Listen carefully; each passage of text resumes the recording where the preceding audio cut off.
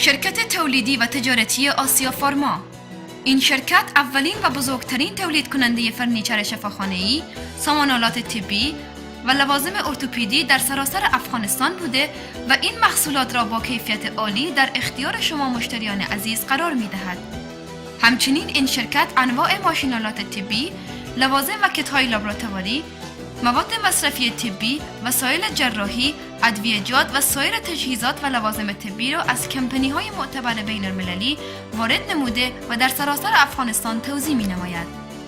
آدرس دفتر فروش: هرات، جاده عیدگاه، مارکت ابن سینا، طبقه همکف. شماره‌های سفارش کالا 0797 50 40 30 و 0798 97 41 40.